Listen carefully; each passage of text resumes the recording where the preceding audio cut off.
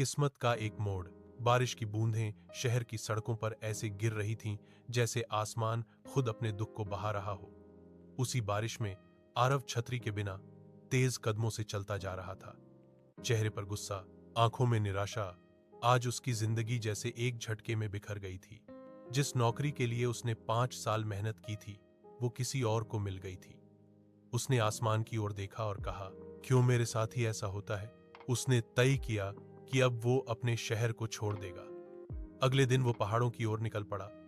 बस इतना जानता था कि कहीं दूर जाना है जहां कोई उसे न पहचाने। रास्ते में बस एक छोटे पहाड़ी कस्बे में रुक गई। वहां की ठंडी हवा और सन्नाटा उसके मन को अजीब सी शांति दे रहे थे। उसने वहीं एक छोटा सा कमरा किराए पर ले लिया और कुछ दिनों के लिए रुक गया। एक दिन वो पास के स्कूल के सामने से गुजर रहा था। एक टीचर बाहर खड़ी थी।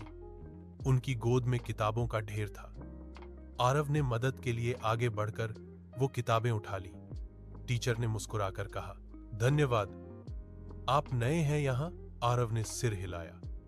हाँ, बस कुछ दिनों के लिए आया हूं, टीचर बोली। अगर आपको समय मिले तो अंदर आ जाइए।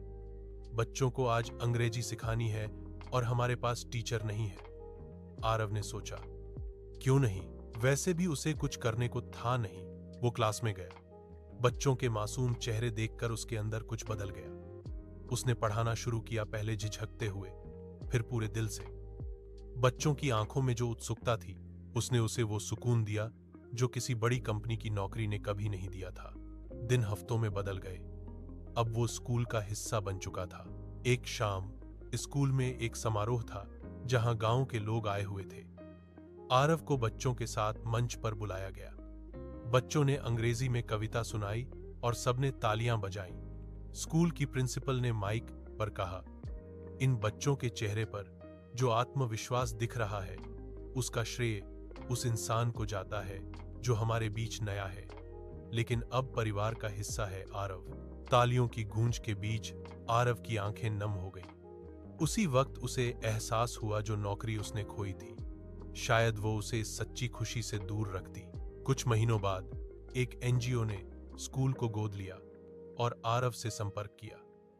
उन्होंने कहा कि वो एजुकेशन फॉर ऑल प्रोजेक्ट का चेहरा बनना चाहते हैं।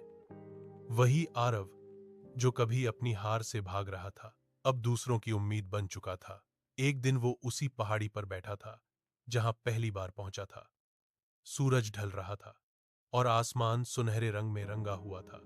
उसने मुस्कुराते हुए कहा, अब समझ आया, हर चीज किसी वजह से होती है। अगर वो नौकरी न छूटी होती तो मैं आज यहां न होता और शायद ये बच्चे भी मुस्कुराना न सीखते। उसने आसमान की ओर देखा। बारिश अब नहीं थी, लेकिन दिल में जो सुकून था वो पहली बार सच्चा लगा। संदेश, जिंदगी में जो भी होता है वो किसी वजह से होता है। कभी कभी जो हार लगती है वही असली जीत की राह बन जाती है।